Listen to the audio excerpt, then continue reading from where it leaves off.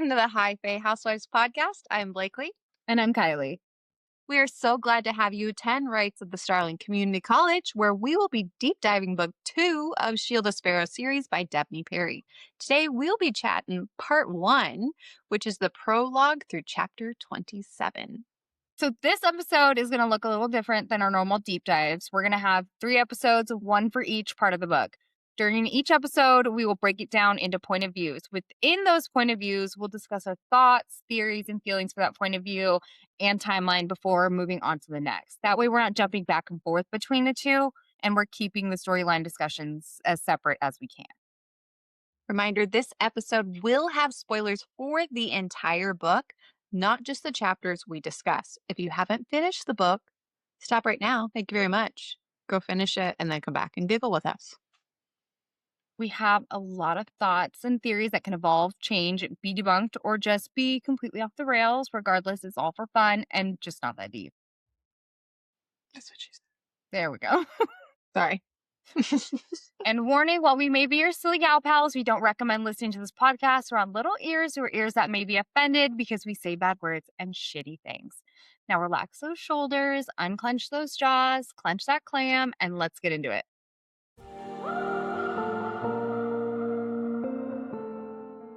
The Sparrow. We start by traveling back in time in Calandra 300 years ago to when Sparrow Wolf was signed over to a king. Not a gal's ideal Friday night being surrounded by 5 powerful men, one being your dad, but I guess that depends on who you're asking. The topic of question being who she is going to marry. The high priest was hovering in the background like a fucking weirdo staring at the treaty. Her marriage and the treaty signed would bind the 5 kingdoms of Calandra as brothers from another mother. They were inspired by 50 Cent to live together or die trying. Sparrow Wolf was just a bargain piece for peace and the first step in making babies tied to 2 kingdoms. All the kings agreed for themselves and future heirs. If not, you die. Tanis Oak, her new hubby-to-be, was the king of Genesis and hated her dad. She wondered if he would take his hate out on her. She accepted her vow from the high priest, and the treaty became known as the Shield of Sparrows. She was now married, and it was signed in blood. Her husband left the room along with the other kings except her dad, who apologized and told her to be bold and be brave. You know, she's lucky that her name is Sparrow because, like, Shield of Sparrow sounds cool. Like, the Shield of Kylie. Shield of Blakely. Sounds less cool. The Shield of Oak doesn't sound thrilling. No, not really. The Shield of Cross would have been intense, though. Yeah, it sounds like a Christian book. The Shield of Cross. A little too epic. Epic. Like, this is the story of Jesus. You know, Left Behind, that's a solid Shield of Cross story. I want to talk about the Voster because when you first read this, you're not aware yet that the boss is not a good guy, but this description immediately sets the tone for the Voster, whom we learn shortly are half good, half bad. Said his eyes, those solid dark pools, his bare feet hadn't touched the floor since he floated into the cellar. The dim light leached any hint of color from his pale white skin. Priest's hands were clasped in front of him, and the thick, dark green nails protruding from his fingers were so long they curled into his robes. The burgundy fabric as dark as the storm cloud over her heart. Okay, 1, exactly not describing a hottie, but 2, burgundy fabric as dark as the storm cloud over her heart is very ominous and not setting the tone for the Voster to be great guys in this story, or at least, some of them. No, and like I'm just confused on this description because in my head, Voster have green skin and they're in Star Wars working for the Empire. So I don't understand this, I picture salad fingers, so also green. I wonder if once upon a time they were hotties too.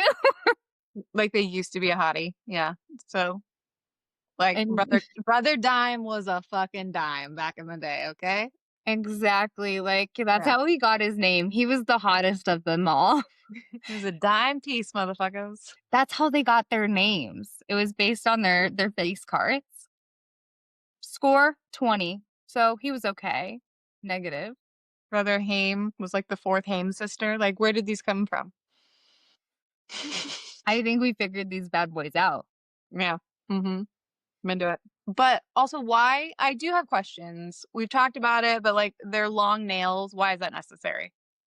Why? Like, why can't you clip those claws?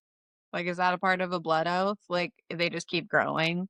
And so maybe that's how they defeat the Voster. You have to cut those fucking toenails.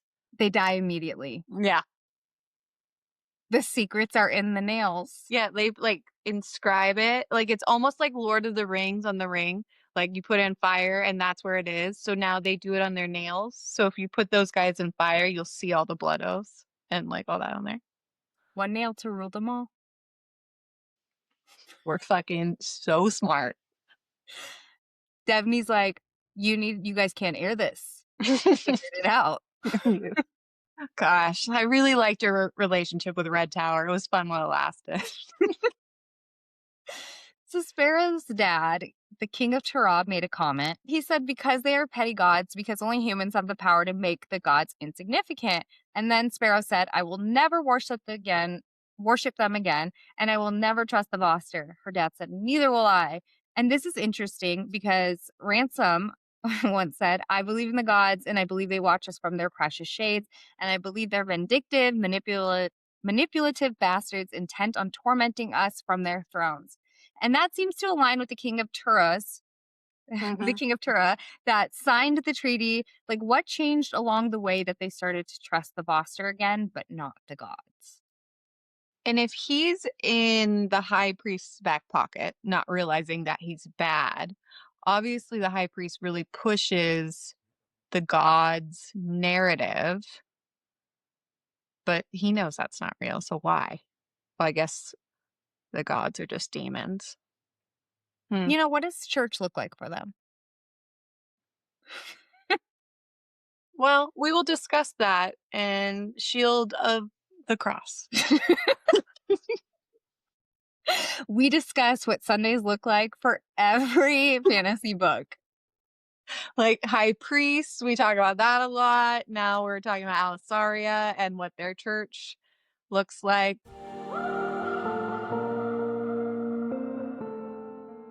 Speaking of Ransom, we're going to go into his POV.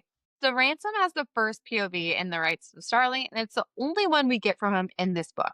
Ransom was panicking. He rode hard, and his horse wanted to be put away wet. She was tired. They went supersonic mode from, I want to say trio, and it's a problem, trio from Elder to find his gals, but Odessa and Evie were nowhere to be found. He heard hooves, but alas, it was Kathleen, not Odessa. Kathleen was worried that Ransom was going to Hulk out, and there was an air of not only panic but confusion, considering the Crux turned into a naked woman with Odessa's features and hair. Shit was weird. So he explained to Big Kath that he sent them to the dungeons and told him to meet here, but Trio was deserted with no sign of them. Kath gave him Odessa's bloody knife she's found on her way there, and Marionette popped up out of nowhere and told them how Ramsay's soldiers got supplies, and then they were on their way, and then she scurried off to head with the traveling group to Alisaria. Ransom asked Kath to go take care of Xavier, make sure to burn the body, and pay off anyone that would spill the beans about the Crux being a red-haired lady. Ransom was off to Quentis to find his wife. So we don't see Ransom again until chapter 26 and Odessa's final chapter in part 1. Ransom rides in to save Odessa from the Beowulf, and Odessa is happy, Evie is happy, and Faze is happy. It's almost like they have a happy ending. Jodhi is not. And Freya, I shouldn't have said a happy ending when there's a child involved. I apologize. I take that back. I was not. She's alive. So yes. It's happy ending, but I made a happy ending joke, which no. Yeah. Yeah. My mind, for me, not being mature enough for a lot of things, right on red. You're like, no, she's happy. She's alive. And I'm like, you missed my joke. There's multiple happy endings there, and I just didn't think about it. So Jodhi's not happy because he doesn't have a happy ending. Okay. And Freya and Matthias didn't make it. So they're also not happy, you know? That's what we got there. Thanks for writing that last paragraph. It was really good, really helpful. I'm still really suspicious that there is more to Ransom because, like, what gave him foresight to give his cuff to Odessa? And, like, what gave him foresight to, like, make a map on there? but sneaky make it. Obviously, like, they're not allowed to have maps, but what gave him that foresight? Like, is there more to him that he can see or just predict? I'm sorry, you said foresight like 4 times, and every time I'm like, "Foreskin, foreskin, What are you thinking about? foreskin, Ransom's foresight. Ransom's foreskin." You know how to That get it it was going. actually code for that, so thank you for catching it. We'll talk about Ransom's foreskin in Shield of the Cross. Circumcision. Can't wait. Love you guys. If you've been with us a while, this is not our first time talking about circumcision. It was actually in a Shield of Sparrows episode. We've come full circle. Truly. But I do have a lot of questions about the Guardian. Not necessarily his foreskin, but in our coverage of Shield, we talked about he seemed as if he could read minds. And I think I said something like, if all of his senses are heightened compared to a normal person, a lot of us can read a room. So maybe his is just similar. But then the more I thought about it, I'm like, well, the infection he has is the elixir plus an animal bite, but we don't believe that was just any animal. If it was, in fact, her aunt, I mean, animals have a way of communicating to each other. Can you just sense her more because they got that Starling dog in them? Maybe it's a Zayden situation. He can read intentions. Maybe.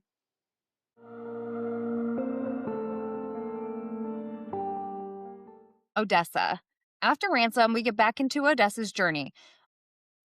Odessa, through part 1, is journeying on the Oregon Trail, heading from Tura to Quentis. At first, she's accompanied by Brother Dime, who is seemingly a homie because he helped her and Baby E out, including grabbing Odessa's horse. He only played babysitter for so long until he swapped seed with another brother babysitter named Brother Score. More like Brother Boar because he's also a Riddler that can't give direct answers. They journey to a waterfall where on the way, they stay at a safe house with a guy from one of the stories Odessa has read after they were attacked by a grizzer. They get to the waterfall opposite the way that they are supposed to go. Yet another wild grizzer attack and seeing another story come to life. The cavern system behind the waterfall definitely fucks Odessa up because she needs to use the pain to find something for Brother Score. She finds a puddle, touches it, and passes out. She wakes up away from the fall with Baby E and Brother Score getting ready spaghetti to peace out. He got what he needed, and he will see them later. Odessa and Evie make it safely to Ozark and then keep on trucking. They find a homie to get them through the bogs in Ozark, a gentleman who's also from one of the stories Odessa read, named Striker. Of course, our little beacon finds herself facing more monsters in the bog, Allagass this time. The bogs are where they meet the Mavens, and the warrior Odessa was destined to meet, and the one from another story that she read. Odessa gets the Mavens to take her to Quentis because money talks, and they actually know who she is. She shares with them what she knows about Lissa because they definitely get attacked by Lissa-fueled monsters, caverns this round. They get to a sketch-ass place called the Skeleton Forest where monsters attack again. Werewolves now. Odessa was ready to be taken from her planet when the sexy-ass guardian saunters onto the scene and saves her life, but her horse Freya dies in the process.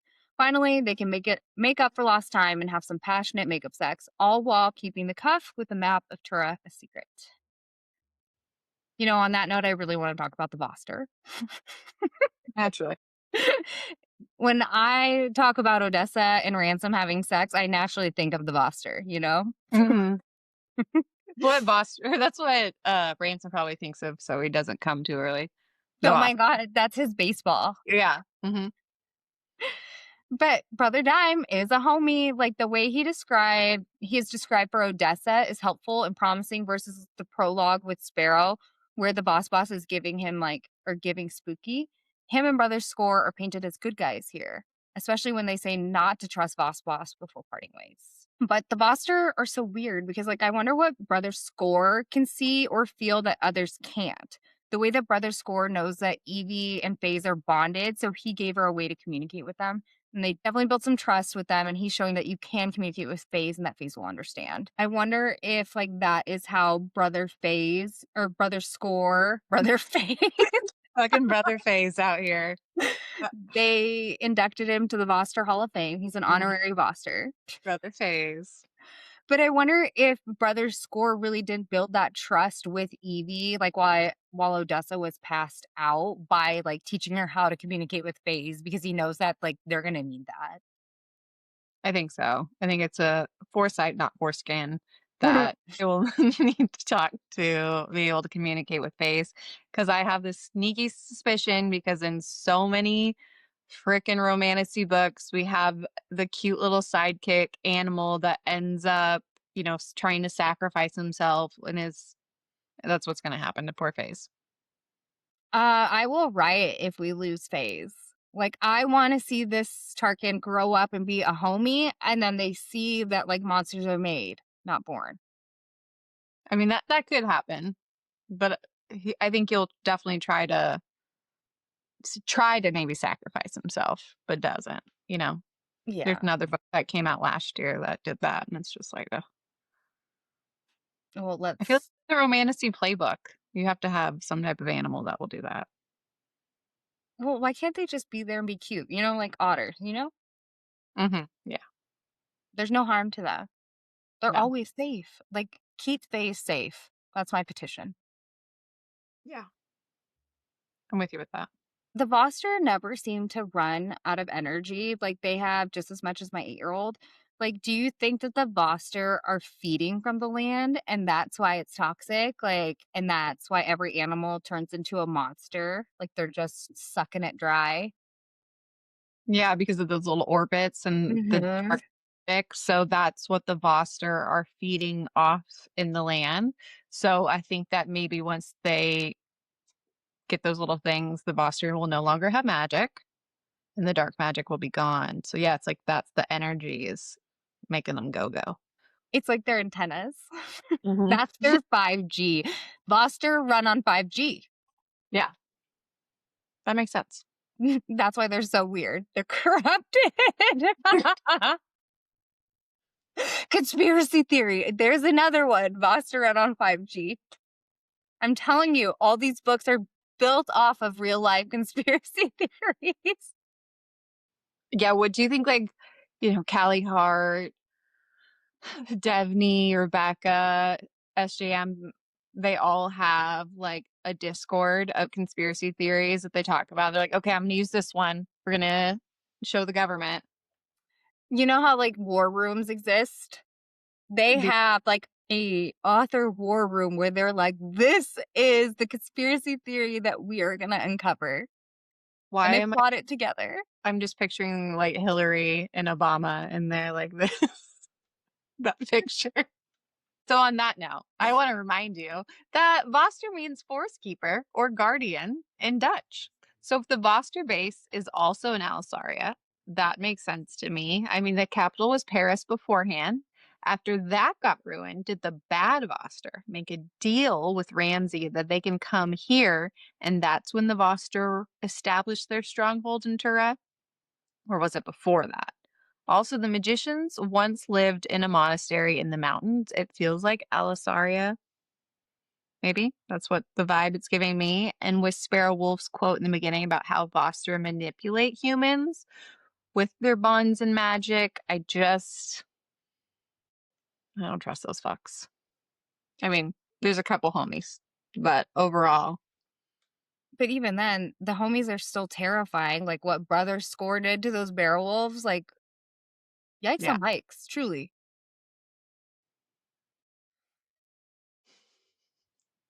I was trying to like bridge a thought in my brain, but you said yikes on bikes, and then that just everything left. Yikes on bikes. It's so serious.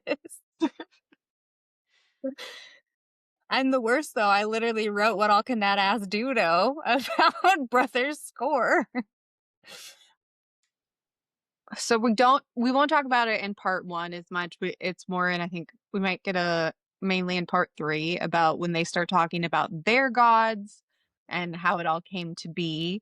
But I think there's a lot more there with the Voster's magic and the demons and the god that kind of forsake them when they were in Ken, and just BRB babies. See you then. I yeah, I have so many questions about the gods and like how the Voster chose. them, like, why did they choose those gods to be those gods of those things? Like, why is there a god of luck? Or, why did Yeah, they do those it things? actually come from. Yeah, why did they make up those titles? Or did they steal those from somebody else? Yeah. They're just shifty. We don't trust Mhm. them. Nope. Except for Brother Dime, because he was once upon a time a hottie. Oh my gosh, I am gonna be a rap star. Star.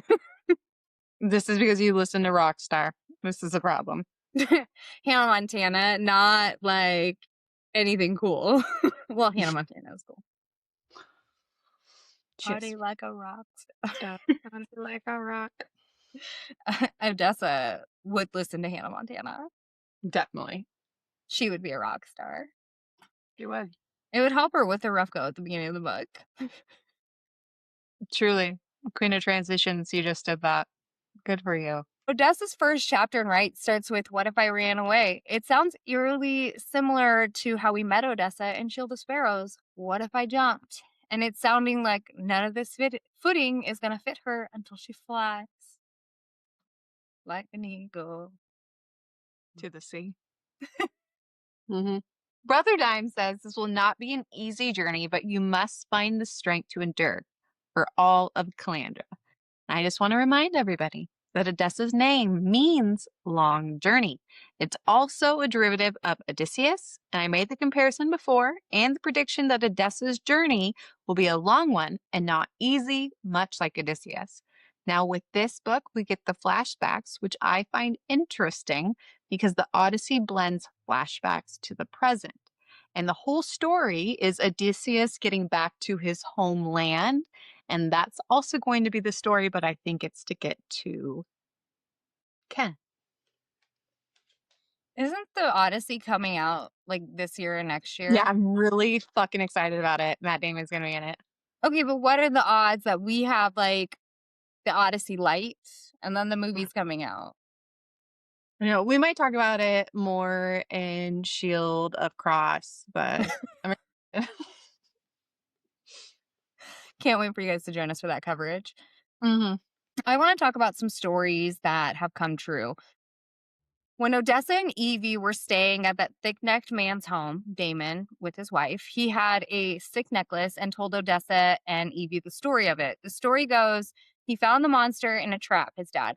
As a gift for setting the beast free, the monster gave my father his claw.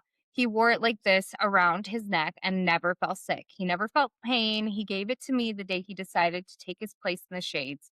Now it keeps me healthy and strong, and someday I'll give it to my son. I just want to revisit the first time we heard the story was when Luella told Odessa about the book that she found in the apothecary shop written in the old language.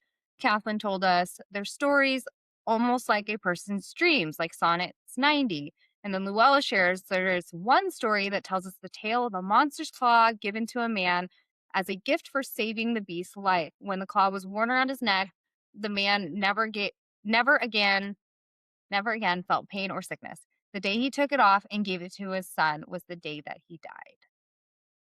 That probably happened to a lot of millennials when they took off their puka shell necklace and gave it to their son. All the wrinkles just Yeah. formed immediately. Mhm. Everything we were warned of. Yes. It makes you wonder about the monster, though, that gave this, right? It's the monster that gave. Yeah. He left the claw behind, didn't attack him. So why was that monster a lionwick? Right. So the question is was it actually a monster or was it something else that shifted and was stuck in form Are there more shifters? that are stuck in that form? Oh, interesting. What if those monsters were just shifters that were brought over and now they're stuck? Yeah, maybe not all of them, but some of Yeah. them. Yeah. Sure, yeah. Interesting. I don't know. I'm just spitballing over here because it's kind of an odd story.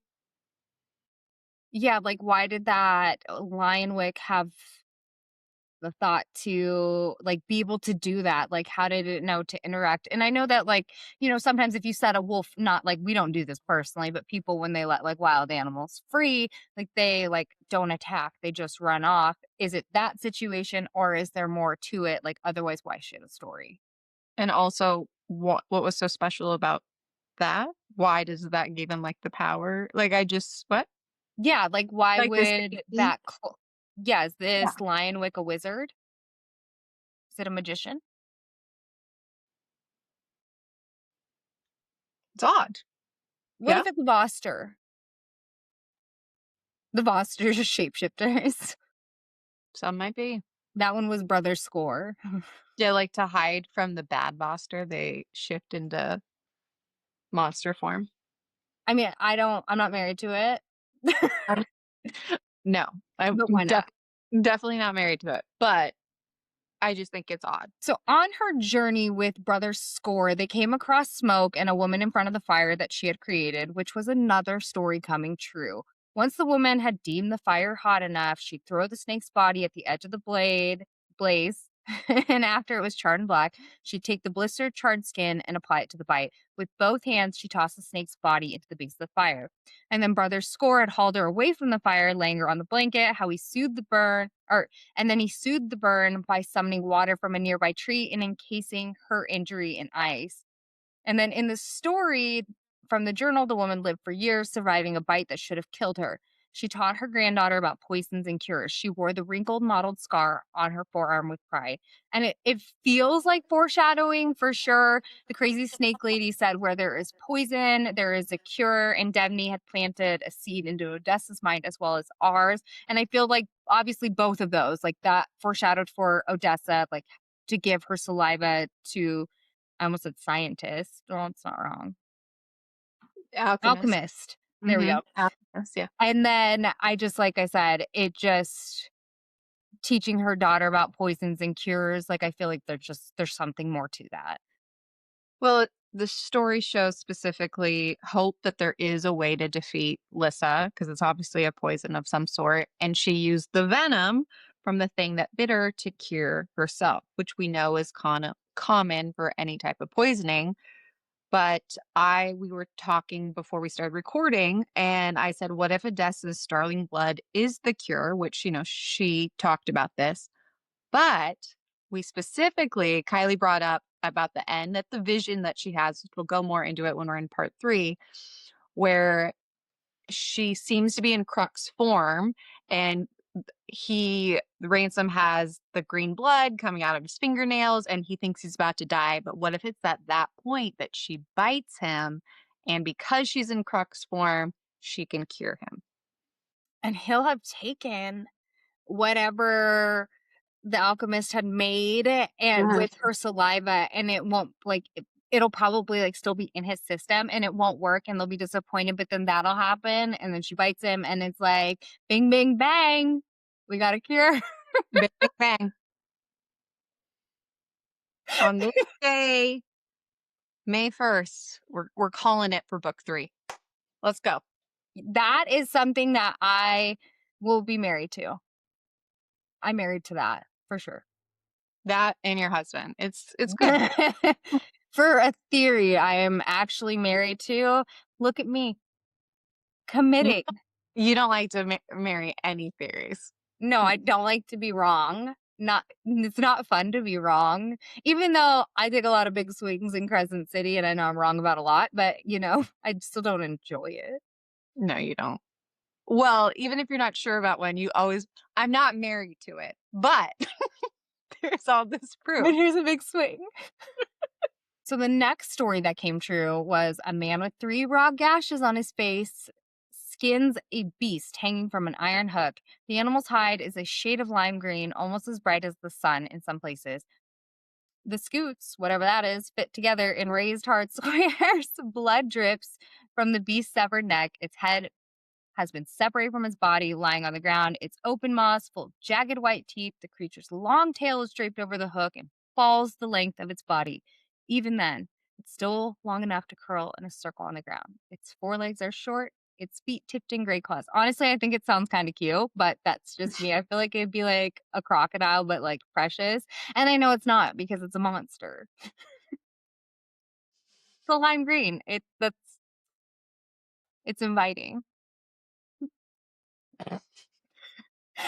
But it had 3 claws, like the 3 cuts on the man's face. And when Odessa and Evie's Oregon Trail Uber drops him off, they find safety at a home with Etta and Stryker. And it turns out Stryker had 3 large scars marring his face and a black patch covering a missing eye. I hope he spoke like a pirate. Arr. And then he had the coat made of the lime green scoots. He was the man Mhm. from the story. Yet another thing coming true. Like, what would you even think at that point? I'm a witch. That's what I would think. Like, are you would think, like, am I making these stories come true? Right. Or were these placed in front of me to happen? Like, am I supposed to find these? Like, Mhm. it's psychological bullshit. Warfare. Yeah, truly. Another conspiracy theory. Mhm. I just with this story, I'm not sure what we're supposed to gain from this. Like, why does it no longer attack him because he's wearing the coat thing? Do they all need to wear these? We know the monsters very much seem to be drawn to Odessa. What does she need to wear to like deter them? Like okay, so he has the thing that had Lissa on it and he's walking around so it doesn't come after it. So like does everybody need to have Lissa semen on their clothes and it'll be fine? Well, I've always thought about, I don't think I've always thought about, but I've thought about it once before. Like, what if they coated themselves in Right. Lissa blood? Because, like, for When you're hunted. example, in ACOTAR Mhm. covering Farrah covered herself in worm shit, like same situation. Like, Yeah, will because they they be can't deterred? sense it. So they don't know the path he walks. So like do they all need to have a little bit of Lissa on them? But I guess that poses the question, what causes the bloodlust? Are they just looking to kill? Are they looking for the blood? What are they looking for? Yeah, are they looking to kill or are they looking to spread Lissa? Like, are they wanting more to convert more people? I mean, they are killing a lot of people, but like, are they trying to bite and Because we know, like, why their packs are getting bigger. So obviously, but they are hunting Odessa for sport, but I think it's for her blood. the Starling? Yeah. So they're very much attracted to Starling. Like, I feel like the Lissa is almost like must conquer the Starling blood, like their light versus dark situation. Like they talk about at the end of the book, Starling versus Lissa battle of What war. if, like, it comes down to those gods and this is how they battle with chemical warfare diseases? We can add this if you want to our theories episode. That's fine. We'll talk about chemtrails and we'll talk about that. Fine. Yeah, is this their chemtrail? But I do think I feel like there's got to be more to, well, obviously, like wearing something, but like, once again, this is in the Ozark bogs. We learn about ginger candy. She asks about it again. Is there more to it? Like, can it be used differently? Mm-hmm. Because why tell us the story about the candy too? And like how it's Because actually made. And like they farm it, they move their villages constantly for it. and her hair dye used to smell like it, right? Like, what is the purpose of these things? Well, Because even like the fennec test powder too. Like, there's all these little clues of like, is it a part of the antidote or is it attracting? Like, I don't know. yeah, like I guess once again, what are we supposed to gain from this story? Like, is there more to it? Or is it just a fun story? Yeah, it was Devney just like, you know what? Let's throw him a bone here. Let's give him a little fun story. Like, let me make you guys spin for no reason to throw us off the scent. Literally the scent. Mm-hmm. The last story that somewhat came true, Odessa had read, her body is covered in gray leather and the metal armor, the silver pieces reflecting the afternoon sun. Her braided hair is as pale as the clouds. Her cheek is inked with a row of 4 pointed stars. Their thin black points as sharp as the needles. They then met her in the Ozark Bogs. She was the warrior that Brother Voster had sent Odessa to find, and she was part of the Mavens. Well, yeah, technically, Brother Dime is like, you're the warrior, but Odessa in her head thinks that it's her. Well, obviously, you didn't say anything wrong. I just meant, like, these main characters always think something in their head, and half the time they're fucking wrong. Can't trust their narrative. He's like, you need to find the warrior within. But then she'd literally, but what would you think? Like, here's this fucking warrior after you read, No, you you were would. told to find one. And you have you read about it in a vision, you would think, like, this is who I'm trying to find. It makes sense. This one makes more sense than some of Violet's shenanigans she thinks about. So Thora, obviously, that mentions her braided hair is as pale as a cloud. She turns out to be Big Cat's niece. Now, what are the odds of their paths crossing like this? Like, once again, what's Cat's part in all of this? Like, we don't get any answers in this book, but she's so suspicious with her impeccable timing and her ability to have answers. And then here's her bloodline near her. Yeah, it's weird. Like, what is it about their bloodlines that they are drawn to be together? Like, why is Big Cat feeding or was feeding Odessa everything? Like, why? Like, why does she have such a big role? No Yeah. answers, but just those are my questions. Yeah. I co-sign those questions. I don't have even really thoughts on them. We need to talk about Jodhi Yes. from the Mavens because you and I talked about this. We got more banter from Jodhi and Odessa than we did Odessa and Ransom in this whole book. And we love this book through and through, but like that's what's missing. Like I want their banter. Like Jodhi he was like doing what Ransom did the whole last book, like pissing her off. It was And like fun. that was fun. Love this book, love it for the puzzle piece. Well, there's missing a lot of fucking missing puzzle pieces in this book, but like we enjoy trying to put them together, but we did feel like it's a little less fun because we don't have banter. Yeah, like we got a lot of answers and a lot of movement. I'm thankful for Jodhi. Mm-hmm. He's on my gratitude list because he likes to poke the bear or And like, the baby Crux, yeah, that baby, Crux in her. she got that Crux. Ransom makes that comment like he thinks that Jodhi's in love with her or whatever. He's definitely like amused with Odessa for sure. Like setting up a love triangle. No. That's what I thought. I thought for sure we were gonna get a wide shoes moment. I thought she was gonna fall for her shenanigans, but then we get Ransom back. But I Mhm. thought she might fall for his fucking shenanigans and be a little into it, like give into because who doesn't want to feel pretty at times, It's Especially like when you've been out in the woods for 20 days. it's like Amanda from Summer House. It makes sense. Yeah, she's dirty and this guy's hitting on her. Like, Mm. my ego would be a little fluffed. She's like, I still got Exactly. Dirty AF. it. You still want to bang me and banter? Let's go. I don't know. And, and the fact that he knew who Odessa was and just still fucking poked at her, like that made me laugh. It was good for the chuckles. Yeah, we need a couple chuckles in this book because there's not very many chuckles. There's like no chuckles. And there's nothing wrong with that, but just Jodhi was a good relief. Yeah, because like book one, Odessa was a chuckle because we were Yeah. more in her head a lot of like with all of her ADHD questions, and she's just kind of funny. But it makes sense that she's going to be less funny because so much shit is going down and going wrong. So I don't there's know about you, but I would not be having fun right now. no outside for that long. You have to go to the bathroom in the woods. You're hungry. You're Dirt. riding a horse? Yeah, there's no dry shampoo out there. No. No Mm-mm. deodorant. Oh, Once gross. again, the smells. The Always, smells of it all. no, always a problem.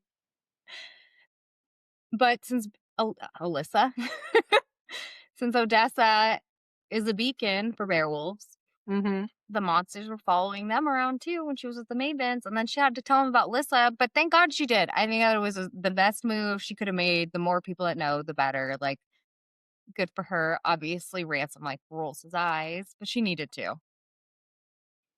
Yeah, Odessa, she made the right choice there. She makes a wrong choice later on with who to tell I'm things. glad she told the Mavens, but the Mavens are such a weird group. They really are, because, like, who the fuck is Salem? Like, why is he their leader? Like, why do they get stars on their faces? Like, why stars? Why stars? Yeah, why wouldn't they just do what Nellie does and wear a Band-Aid? Like, what is it about the stars? You know? But, like, really, what made him choose stars? Like, with all these talks of the gods and, like, the differences and fucking The Crux even in moon, the or like flying, being in the twin shade. Like, moons. yeah, why would you choose stars? Like, why is that your, like, your sign? I don't know, but Salem is a bad guy. Bad guy. He's a bad guy. But I wanna know more about him. That is one of my other, like, one of my top 5 questions probably is, like, who is Salem? Is he a king? Is he a Voster?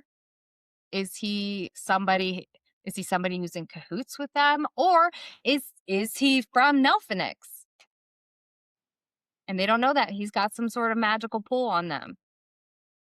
Or is he from a different land? Is he from the Beeson country? I was gonna say, is he the Beeson King pulling these strings? Yeah, lots of questions about Salem. The last thing I do want to bring up about the Mavens is Thor's feelings towards the Voster. We don't Mm-hmm. get any answers about that, but she said to never speak of the Brotherhood in my presence again. Yeah, I want to know why she hates the Voster so much. And especially just like looking what her aunt's relationship is with like Cass can't say much, but obviously has some type of relationship with the Voster and Alisaria. Like, why? What made it so Thora hates the Voster? And once Or again, that bloodline is so suspicious. is the Voster in cahoots, yeah, with Salem? And that's why another reason why maybe he's the high priest. It's Uh, interesting. And then, like, what is it that Thora does to become free? Like, obviously, she's going to pay her debts, but in this desert. So we have foreshadowing to a scene, and I'm hoping the next book we get to relive this, but also, what are we doing? mhm. I do think Salem will be a part in the next book of like defeating whatever is going on with him. But I want to know the bad blood. What if he's like the key holder to like One of the fennec tusk powder? It's very rare to come across. What if he's a dealer of some sort? Like, he's got something like that or some he's sort of key the agreement. He's he's a like the black market Walter guy. he's the Walter White of Fennec Tusk Powder. Yes, we've solved this as well. Hmm. Never even seen Breaking Bad, but I'm like, yes, Walter White. Hmm. Me either. We at least know who he is. Yeah, pop culture. So we're just talking about Thora, which is how Mike Tyson says Sora. And in Shield of Sparrows, we get this version. It's about a woman named Sora who sailed across the horizon. She was gone for 100 years, but when she returned to Calandra, she brought with her creatures and animals our realm had never seen. Some believe that is where our monsters came from, not the new gods, but a god we've never known, a god more powerful than any other. It's always made me wonder what other stories are out there. What if some are true?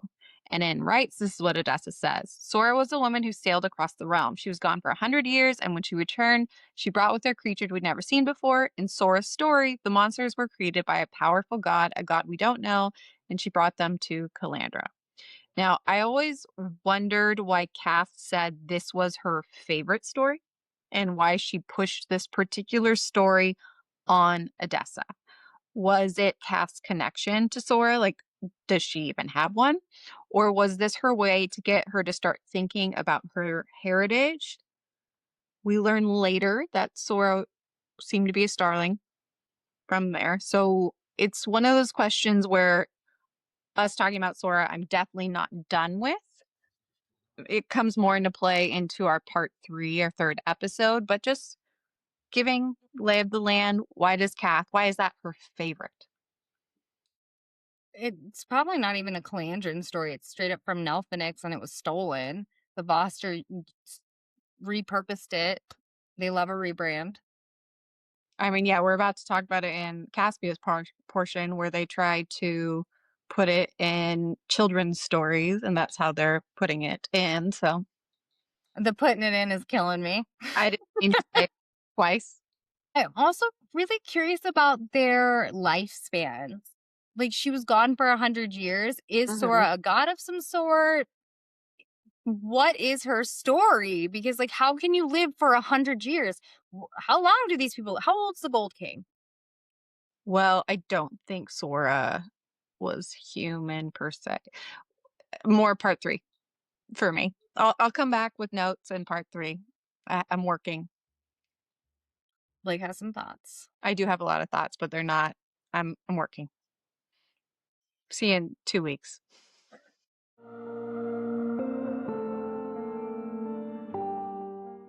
Okay, we're going to talk about Caspia. We meet Caspia in chapter 3. We are thrown into her story without knowing who the fuck this gal is, having a dream of our guardian, and who the fuck is Emery? Caspia's cousin, Xandra, wakes her up, and we learn they are both quiescents and that they are waiting to go through the rites and become Starling. Caspia tells Xandra about her vision of a silver-eyed man and Emery, and is told to tell her aunt Oleana, aka Aunt O, who is HBIC of Nelphenix and doesn't give a care about Caspia's visions. She actually dismisses them entirely, but does talk to Caspia about a contingency plan if the Starling continue to stop shifting into swifts, which in their country are big ass beautiful birds. I am thinking Kevin from Up, just big ass beautiful bird. Immediately, I'm like, Kevin. That's what they actually shifted to. Can you imagine a fucking 30-foot Kevin? That's what the Crux are. I love it, actually. Because they will be forced to ride them instead if their bloodline can't shift. So a bunch of fucking warriors riding Kevins. That's what she said. Sorry. Sorry, Kevin. My bad. Oh, children's movie again. My bad. Caspia gets a thumb to leave and heads out on a ship, despite her aunt dismissing her vision about Emery, aka her sister. They search for land that has never been traveled to longer than the captain wants to. Turns out her cousin Xandra hopped on the ship too. She had a thrum as well, and she fucks the captain into sailing a little longer. Both gals are being called to their rightus. They end up finding land, and Caspia and Xandra set out on an adventure. But the land ends up making them sick as dogs, and Caspia is plagued with more and more visions. At one point, they end up passing out, but then come to, and Xandra isn't the same. She ends up shifting into a bear wolf since Starling can transform into any animal they want. It's their gift when they go through the ritus. What? Xandra isn't the same. She's not. She isn't the same. Sorry. But that sickness they felt is more than a sickness, and Xandra is not down with it and ends up a monster. Xandra was lost to the sauce, and Caspia ends up jumping off a cliff into water when running from her and her new pack that she became boss bitch of. Caspia has more visions and wakes up in a hottie's bed. That hottie is named Andreas. They learn to communicate thanks to his use of what they call old language. Caspia learns through him that she is in Calandra. She stays until she feels better and can go find her family and the silver-eyed man, aka the Guardian. Caspia encounters a Fennec shortly into her journey. I don't know why I said Fennec. Fennec. Where she is from, they are homies. Here, they are not. Andreas saves her ass because he didn't actually let her go and was stalking her. They go to a nearby village to recoup and get to know each other more, if you know what I mean, intimately. They had sex, for those who didn't gather. The entire journey from the Fennec attack to the inn, she's worried because she had a vision Andreas was going to get 86 from life and wants to figure out how to prevent it. They go to explore the village and buy bread when Caspia has an active vision about a sticky-fingered kid that tried to steal from Andreas. She knows she has to find him and help him because he is poor and homeless. They find him and get him to come with them on their journey, which is now to Quentis. And that is Caspia's story in part 1. Well done. You know, right off, we're given Nelphenix, so you know they're associated with Fennec. So let's have a little Shield of Sparrows Community College, a mini course of Nelphonics, if you will. So Caspia is a princess and a part of the ruling family known as the Starling. They live on the continent of Ken in the kingdom of Nelphonix in the city of Sho. Now their family, the Starling, is ruled by Queen Oleana, who we will talk more about in a bit. And Starling honored loyalty. They're a believer in vengeance, strength, and discipline, and they always keep their vows. Their, their symbol, the elf altar, a red and orange metal glimmered in the sunlight, the silver wing inlaid in the circle.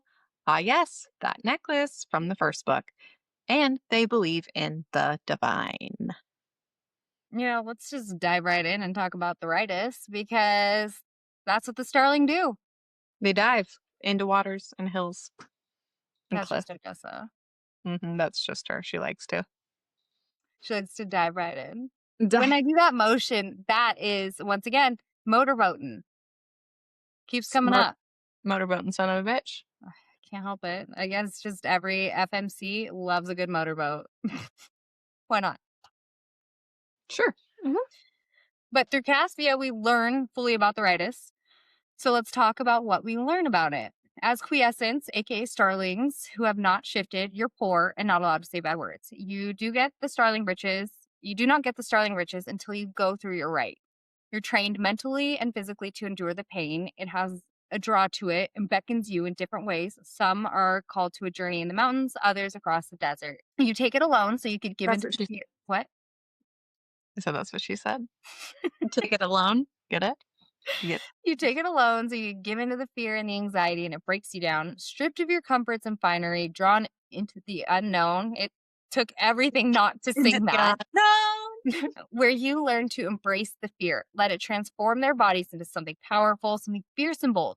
Transforming does come at a cost because you take on the big ass burden, so you have to endure agony. Shifting is painful and slow. The first go.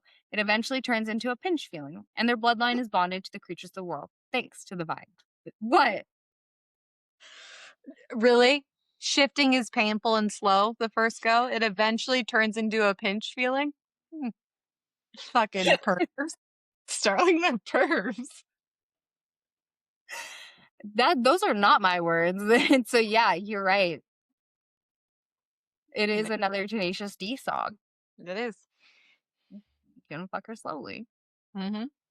And so the Ritus is only a part of the Starling bloodline. And after the Ritus, we know that the sense is sharpened. You can take the shape of any creature in the world. And Starling, as Blake said, honored loyalty. They believed in vengeance, strength, and discipline. It was said vengeance was the Starling way. Above all else, they kept their vows or died trying. Once again, Devney, big 50 Cent fan. Two Loves Curtis. We first name him. We're friends with him. I love Fofty. And of course, the Starling themselves are royalty. In written history, there was no record of the gift ever failing to manifest. Until recently, two quiescents have not felt the Ritus called to them. Starling blood is wilting, and the Starling are feared and fancy with their elf altar rings. They're feared and fancy. They're feared and fancy. 30, flirty, and thriving, and they're feared and fancy, you know? That's what I want to be when I turn 40. 40, feared, and fancy. Okay, that's The new 30 for flirty and thriving. Yeah, obviously. I got that. That's good. Are you writing it down? I sure am. I'm going to forget that. So with the bloodline feeling, is the Ritus calling to them, or as Andra said, is something wrong? And was what called to them truly more than the Ritus? Like, I definitely feel like there's a bigger purpose as to why Caspia was the one that was called to Calandra, like why her Ritus called her and Xandra there. She said, she said, divine, guide my path. And it is. Mm-hmm. All the way across the sea. The Titanic. You don't know shit about the Titanic. You're so offended. Like, that is your Titanic. Don't touch it. Okay? I do think it's interesting, like, how much more of the land in Calandra affected Xandra versus Caspia. Like, what is the difference between them?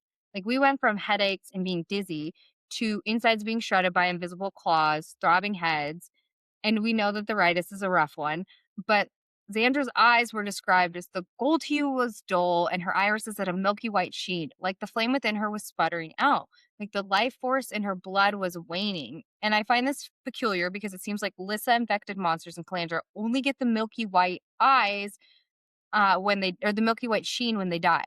The marrow wheel on the dock, already dead and white, the dead Grizzer with the foaming mouth, wide eyes. When the Tarkin was killed in front of Odessa and Trio, she saw the violet color flake to milky white. And then the guy with the hot skin that tried to kill Odessa, as the life drained from his body, the color vanished from his eyes, leaving nothing but milky white. We know it affects humans differently. The guy was burning up before he died, and Odessa swore that she saw steam. Like, why are Xandra's eyes turning white before she's passed? And why is it not affecting Caspia in that way? Like, what's different? What's so different? Duh. Dunna. Switch anyone. I had a thought and then it left because of you. So thanks for that. Sorry. Well, it is just kind of interesting that, like, what they say about Lissa, right? And that somehow it was Ransom's fault. Like, they started creating it. But, like, we know that they have green blood already. The Starling do when they get there. So, really, was it Ransom?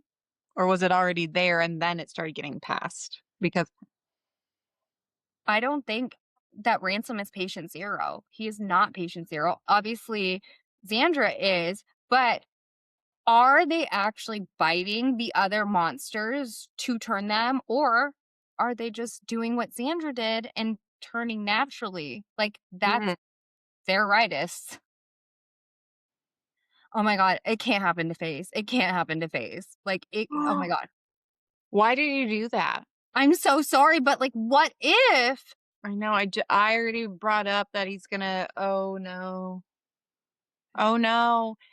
And that's why Brother Score, not minus the brother, because he doesn't want that.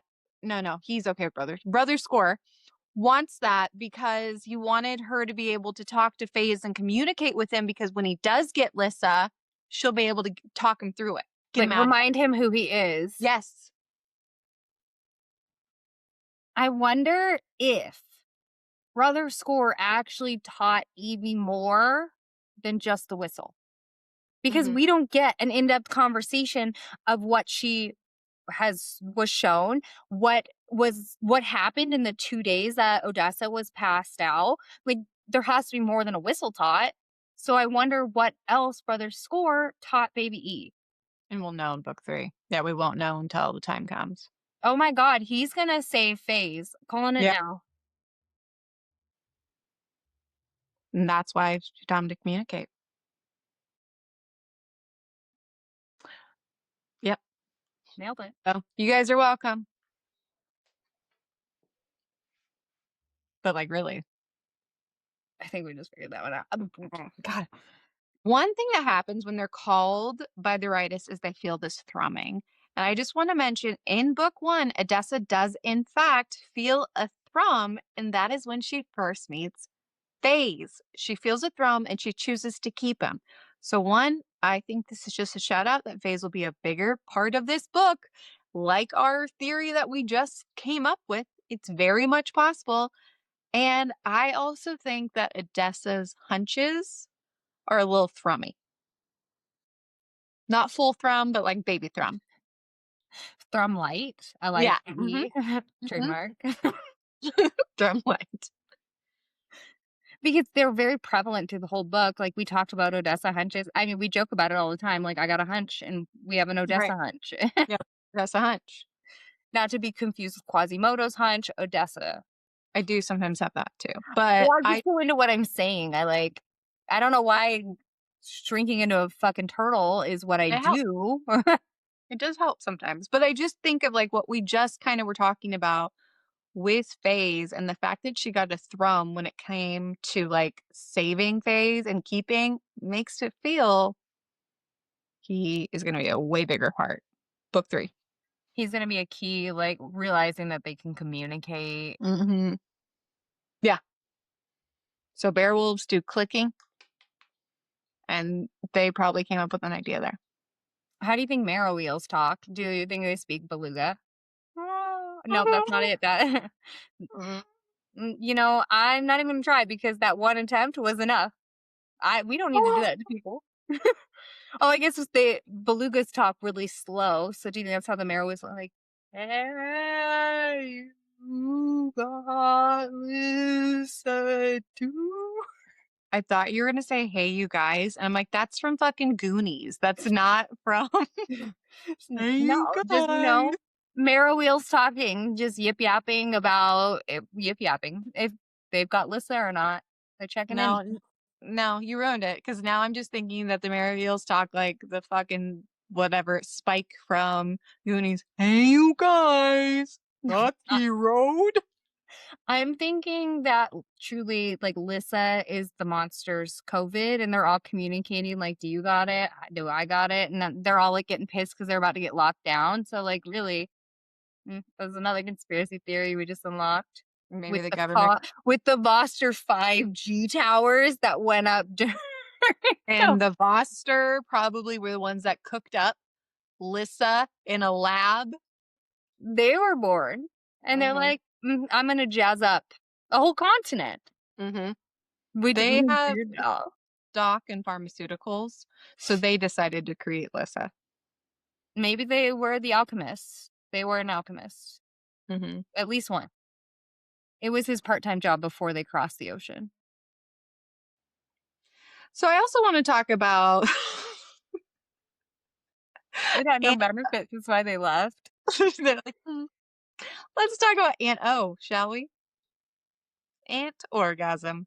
From what we know, Aunt Oleana is their queen. She chose not to have children, but raise her nieces as her own. She's a stoic woman, but in the scene, she seems not only upset, but worried. She seems to be worried about the Starling blood to be waning. We learn that the Beeson King has been pushing against their southern border. I forgot. That's what she said. Oh, thank you. Thank you. And she doesn't want him to get a whiff of their power.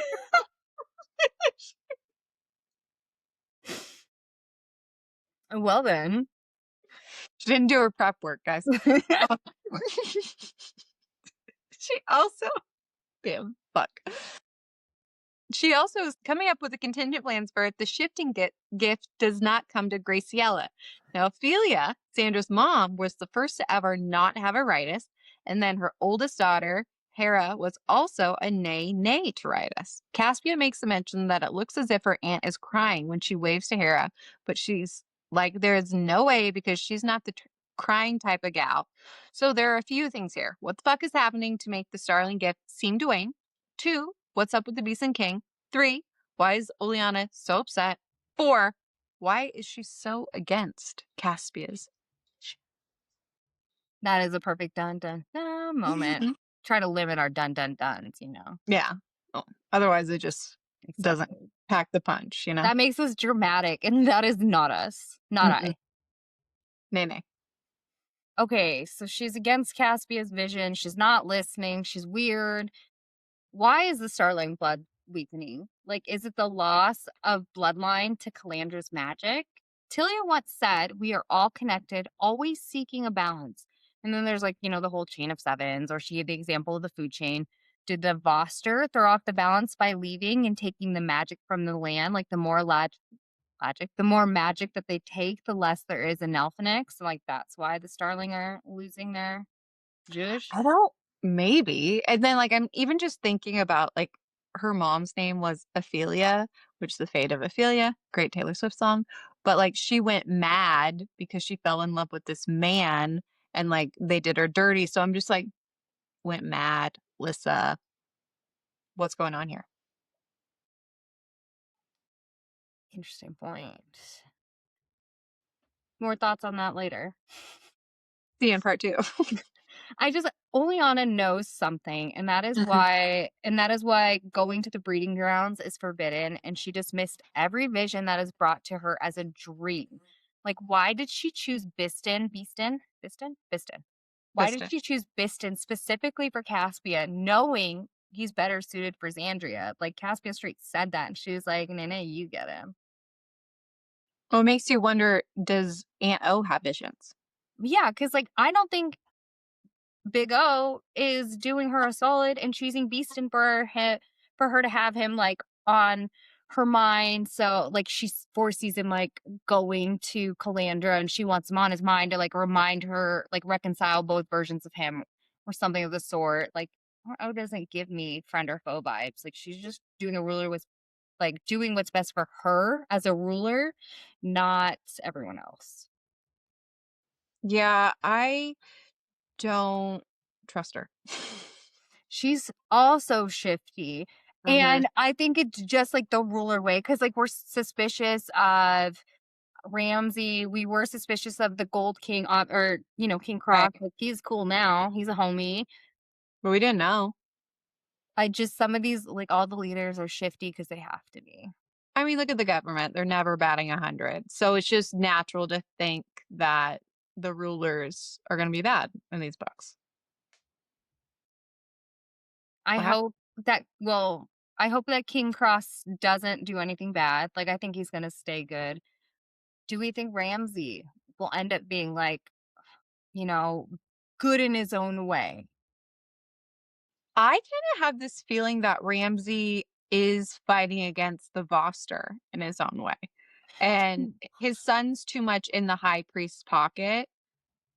And I think that that's why Ramsay's trying to come up with his own army and things is to maybe to fight the Voster. That makes me think of the original King of Tura and how he didn't trust the Voster. So maybe like the boss like knows that about the king and then sunk his claws into Ramsay or not Ramsay, Ransom. And that's why like Ramsay and Ransom like butt heads because like he's in the Voster's pocket. And it just something's not right because we know with what Luella would say in book one, and even what Kath would talk about with Ramsay, like they're saying like he went mad. Like he wasn't like this before.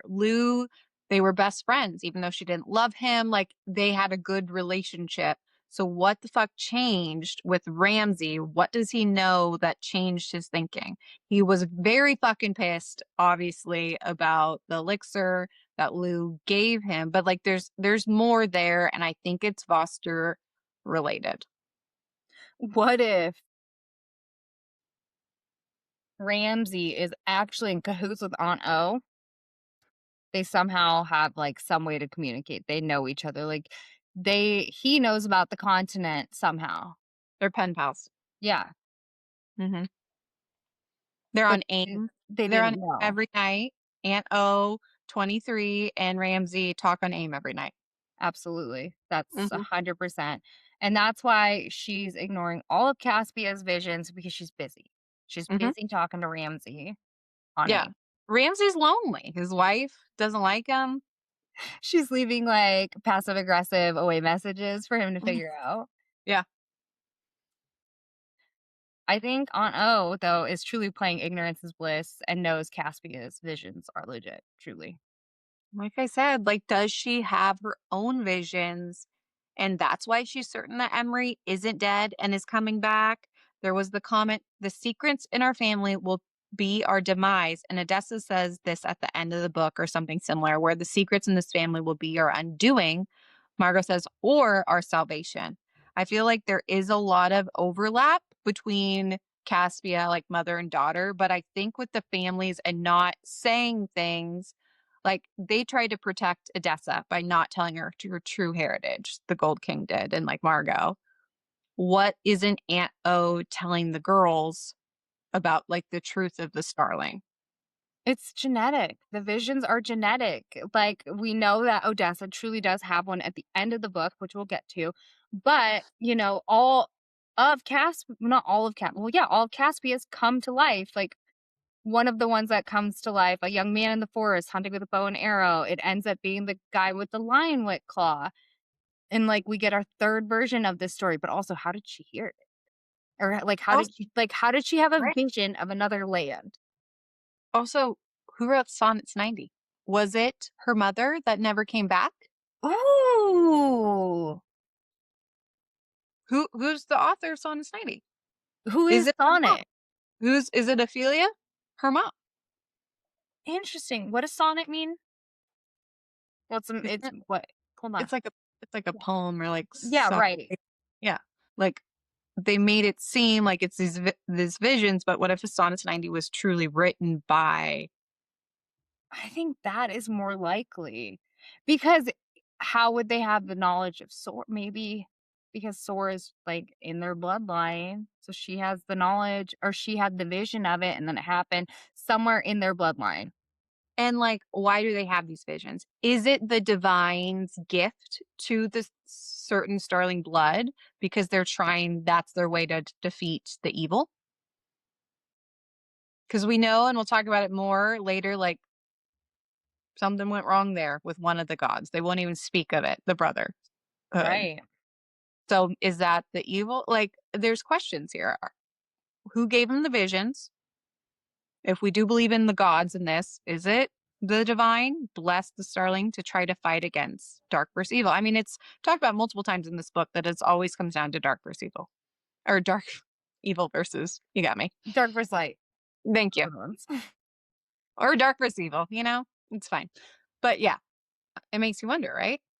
I'm wondering like how some of the other visions are going to come into play because like Caspia had the vision of her child. Okay, so it seems to be family members in some Right. way because she takes on Cost. She takes him on and like they like Yeah. take care of him for a little bit. This is about her child. So does she have only visions of family members? Well, or ones that will affect the family Yeah, members. something Because that affects their family, whether it be directly with them or it'll affect them down the line. and Brother Dine says because like these things are happening, that's Down how the she right knows that she's on the right path. So the divine is literally giving these visions for the Starling blood, I believe, to fight this fight. So I wonder what visions Aunt O had that she ignored. I bet Who she is? well, I feel in my bones that she has visions. I just feel it. I think so too. I think that. Well, I remember Caspia even asked about her mom. She was like, "Did my mom have these dreams and visions?" Yes, she did. She was the author of Sonnets 90, May 1st, 2026. We're having a lot of predictions today. We'll see in March if we're right. We can only hope. There was a vision that Caspia had that I do want to talk about. It was when a woman with brown curls holds a broadsword at a man's throat. We know that that is her and Ransom. They wrap it up, he catches it, and he turns the sword on her in a blink. He lifts her chin, pointed the tip of his blade. That scene, his eyes flash emerald green. She backs away from the sword, walks away from the warrior with her back turned. She does not see the color shift in his eyes. Gone is green. Once again, this is when they're on the ship to Tura. Odessa has her shitty hair color. And it just, why include that? You brought that up. I didn't know what to think about that, but like, yeah, why include that? Yeah, because his eyes shift to that silver color, which is kind of his warrior killer manic color almost. Like he doesn't have control when that happens. So it's green when she's there, and then she turns her back, and then it goes to silver. Like that really makes me feel like the Lissa, you made the comment, like he's not going to be able to control this. Like he's already losing his control here. But it's just like, why? Why is that there? Yeah, because it seems like he has less control unless the Voster filter it. But what if Odessa learns to speak like whatever language that the Guardian needs? Mm-hmm. Yeah. And that like can help talk him down, just like potentially will happen with Faze. Mm-hmm. Like there's some sort of way to communicate or some sort of prayer to the divine. Some certain Well, words to say because they're always praying to the divine. They have something to go with everything. So like what if that is a key? oh my God, Kylie, yes. 100%. Remember in the story of when one of the gods allegedly told Mac, the god of war, told that man who should have been dead, essentially, what to say to these monsters, to the Crux, and they didn't kill him. You're exactly fucking right. Wow, we just really needed to talk about it. You're a genius that doesn't even know they're a genius. Like, yes, that is exactly what needs to happen. And Odessa, of course, doesn't know the prayers of the divine because she's not she's from there, but Right. not, you know. And there's all the flapping wings in Sonnets 90 talking about that, but they leave him alone because he knows what to say. And what if like Odessa is able to like talk them through it with their prayers, like, and do something else with the rest? Like guide them the fuck away. Yeah. Because when Odessa becomes Crux, which is looking very likely is going to happen, she will be able to communicate to Ransom, right? Like, maybe. I think we figured it out. And Evie will know how to talk to Faze. Like, She'll be able to say one of the prayers and we'll see the silver go to green. mm-hmm. Like, even just in that last vision at the end, when he's thinking he's going to die and he sees her, allegedly, or what we think is her, he says, "My queen." So they will be able to communicate and she'll figure it out. That's the purpose of Sonnets 90. One of them. So Caspia's vows are interesting, and I will get into them later, but it's that when she vowed to go back to Andreas and Quentis, she's like, I touched the center of my forehead with 2 fingers, I vow it. I don't think she was saluting like I would just was. We know that Starlings keep their vow or will die trying. So she takes it very seriously. She vows to the captain when they were on their way to Calandra, and then they found land. So she kept her vow.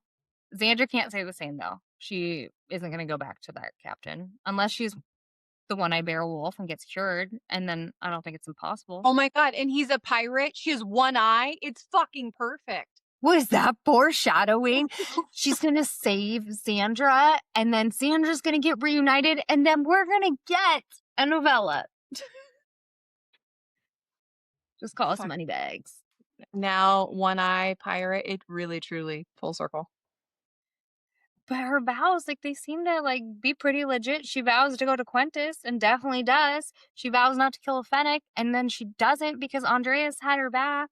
She vows not to shift, and then she doesn't until she has to. So Caspia's vows are really interesting, but I just wanted to put that on the radar until part 3. And yeah, we'll talk about it more, because just like in this book, we already have blood oaths, and then adding the vow portion in it. And we know, once again, we learn later that there is magic in vows. Well, when you break it, so like, yeah, this is interesting. I know it's really controversial, but I do want to say that, like, I do enjoy the backstory of Odessa's parents, like how they met, what their chemistry was like, and everything that the backstory gave us. Because you do see that their chemistry was apparent. Andreas is, like, clearly obsessed with her, as all males should be with us. 100%. In a healthy, non-appropriate. Non-appropriate. Actually, yes, in a healthy and non-appropriate way. Please don't be appropriate with me. Know your time and place. But I do what I wanted more. I did what I wanted more, just so you could, like, really see their romance grow. But maybe it's because we didn't have enough like romance or pining in this book. Like, that's maybe why I wanted a little bit more. Yeah, their story is definitely a little insta-love. Yeah. I'm okay with it. I just want more, You want to know what his golden wing was like? I was going to say golden member, and I just was like, I have to stop. We were both going with golden wieners. We did watch Austin Powers together. That is why it came up in my head. Golden member. Fuck, by the way. I know. But we did learn a lot through their interactions. Like, in the last book, I was questioning, why do they have an old language versus a new language? And we learn where the old language actually comes from. The Beeson dialect comes from Nelphonix, which helped Andreas and Caspia communicate. It was a combination of Nelphonix, Beeson dialect, and Calandrian, which, what is Calandrian? What did the Voster, how did the Voster decide on their words? And he taught her what color starbursts went where, so we officially know that amber's for Quentis, green for Tura, magenta in Lane, blue in Ozarth, and in Genesis, it's Persimmon. And he also spills the beans about Swift being in Calandra and how they are Crux and hella vicious. He's a wealth of knowledge. He is. Thank God. I think it's funny that in Genesis that they chose persimmon because it's giving like Mike Wazowski talking about what color files like go in each one at the end. That's like very specific, Devney, with persimmon. You need to know what kind of orange it was. Mm-hmm. We also get this story retold. When I was a boy, my mother gave me a children's book full of myths and legends. There was one story about a woman, I can't remember her name now, but the story goes this woman sailed across the realm, leaving Calandra for 100 years. When she finally returned, she brought with her animals unlike anything we'd ever seen. She said they were gifts from a god more powerful than the eight. She set these animals free from their cages. They turned on her, devouring her until nothing remained, not even her bones. I shuddered. Monsters. Vengeance from the Six. The story served as a lesson to young boys and girls to be devout to the gods who rule over Calandra, for they are the true creators of monsters, of power. We are nothing compared to our gods, and our duty is to bow to their will. These gods of his, the Six, sound like monsters themselves. Andreas waved it off, shaking his head. It's just a children's tale. Now, obviously, this is a story about Sora. Caspia is confused by it all because how is it that no one has heard of Ken or traveled past Calandra? And then she makes the comment about children's stories. What if it isn't? Either no other person from Ken has set foot on Calandra, or the truth has been hidden away from the people here. History hidden in children's tales, which we know that the Voster are from Ken. We know that the old language sounds like the Beeson dialect where they're from. Now, the Voster were essentially pushed out by the Beeson king and they came to Calandra. We know it was a long time ago because the Beeson dialect is the old language, and now the Voster have a bunch of power, literally and figuratively. We know that some of the Voster are rebels. Maybe they have been planting info in these children's books for years. We didn't hear anything about Sora being eaten in Cass' story. If so, I doubt she said it would be her favorite. So is it a rewritten story and Kath has the original due to what she got it from? Just a question. Who has the original story? So much misleading information. We do get some answers for some of this at the end of the book, where I think that's when Sora comes back into play, but that's a part 3 sitch. Yes. So thanks for giggling through our journey with us today. We have new episodes every Sunday. Join us next week as we get into part 2, which covers chapters 28 through 38. Make sure you follow us on social media for all of our latest updates, theories, and more new book goofing. Don't forget to hit subscribe and give us a review wherever you listen. All links are in our info, you giggling gal pals, and we will see you next week.